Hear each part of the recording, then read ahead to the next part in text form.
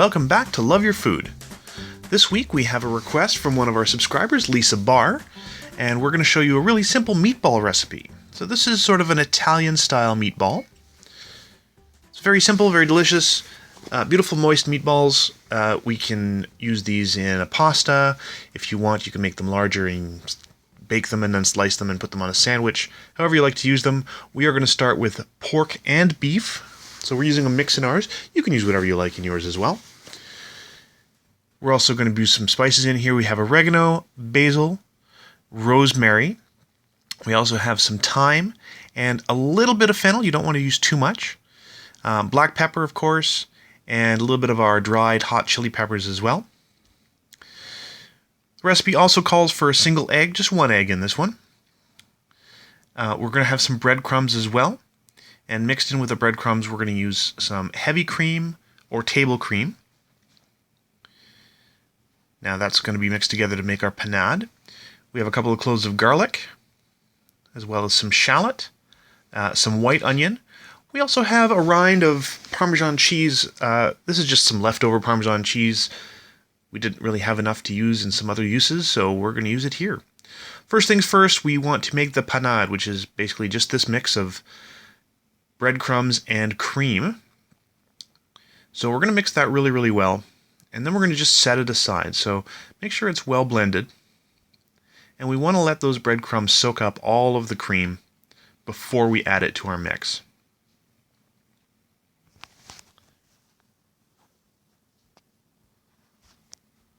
So you see here, we're just blending it very, very well. And once that's done, we are just going to set it aside and get ready for some spices. Now, the spices have to be quite fine, so we do want to grind them. You can chop them very fine, but we like to use a coffee grinder. Now, we have a coffee grinder specifically for spices. You don't want to use your regular coffee grinder for this, or else your coffee will forever taste like cumin and hot peppers. So just give that a good blending in there. You want it pretty fine. And once it's at the stage you like, just set it aside, and we're going to add that to our mix once we've got everything else going. So first things first, for the major mix, we're going to start grating our onions, shallots, and garlic. So we just have a regular cheese grater here. We're going to use the broader grating side to do the shallots and the onion. And once you get down to the sort of the skin at the root end, and it's not really grating all that well anymore, you can just discard that. But we do want it very, very fine, and this goes a little faster than chopping. And next we go with our onion.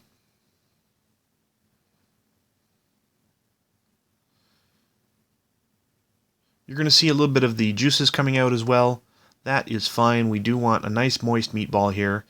The other thing about grating it is you do get a little bit more moisture into the mix.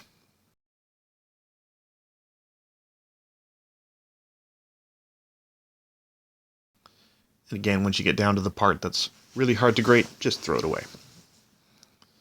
Now make sure you clean the inside out because it tends to stick to the inside. Now we're going to move to a slightly finer grate for the garlic. And we're going to grate our garlic into the same bowl. And just grate that as well as you can. Try and avoid fingers and fingernails as much as you possibly can.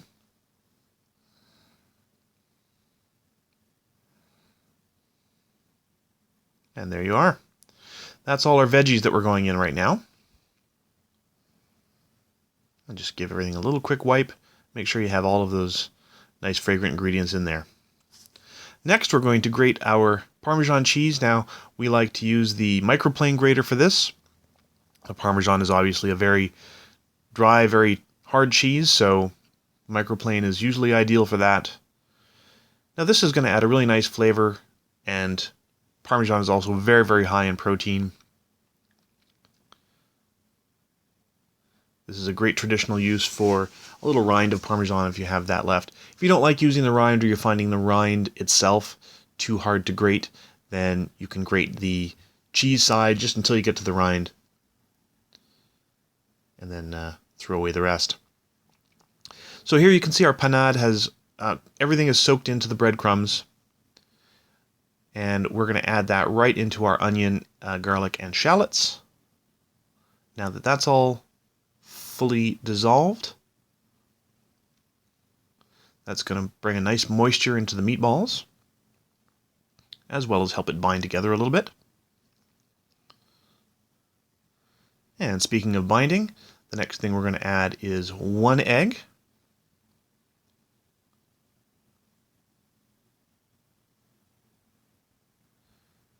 And then in goes our meat. A little bit of salt. And then our spice mix. And then all of our pork and all of our beef.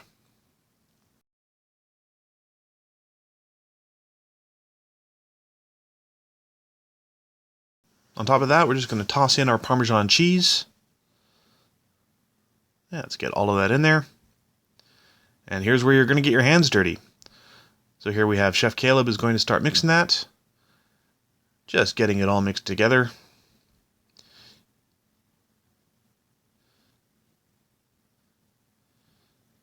Now our ground beef started from frozen. You can see it's breaking up a little bit because it was still just a tiny bit frozen in the very, very middle.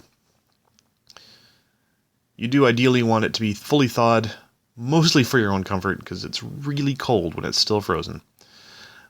But it quickly thaws, and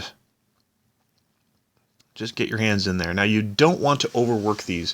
For an Italian-style meatball, you want to work it as little as possible. The more you work it, the more the proteins bind together, and you get a firmer, rubberier texture the more you work it. And for some meatballs, that is perfectly reasonable. Swedish meatballs have a little bit tighter texture, and so do sort of a Japanese-style meatball. But this is more of an Italian style, so we're going to work it just enough to get everything mixed together.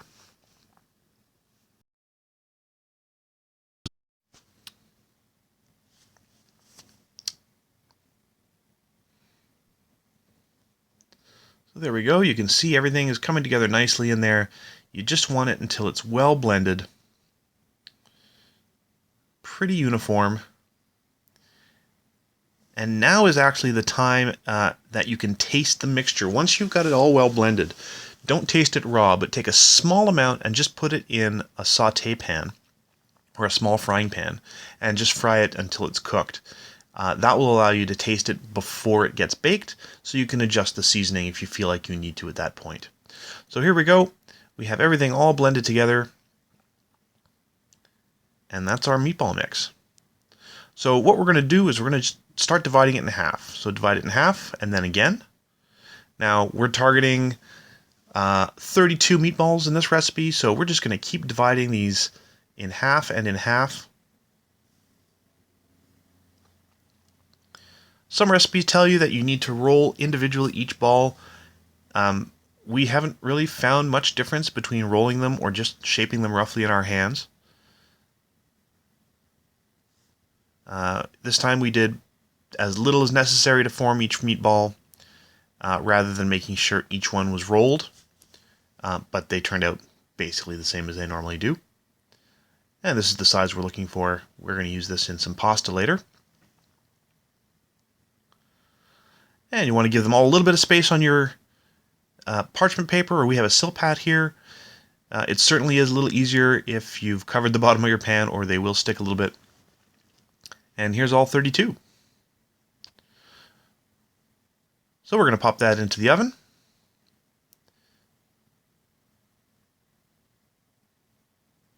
And we're going to roast these for probably about 30 minutes in total. But we're just going to do it for 20 to start, and then we're going to check them and probably turn them around as well. Now this is going to depend on your oven. If you have a convection that moves the heat around a little bit better, here you can see them halfway through. They're looking good. If you have a convection oven that moves the heat around a little bit better, it may not be necessary to turn them around, but we usually find they need a little bit of moving around in our oven. And here they come. And there you have it. So that's our completed meatballs. So those have been baking for about 30 minutes. See, a little bit of the fat has rendered out. Those are fully cooked and nicely juicy. Really, really delicious. We do like to put them in a frying pan and get them a little brown on the bottom before we serve them. And here it is in some of the pasta sauce we made in our tomato sauce episode. Over some spaghetti. Just perfect. And there you have it. That's our meatball recipe. If you have any more suggestions that you'd like to see Chef Caleb try on our channel, please let us know in the comments below. If you like this, please like and subscribe. And remember to love your food.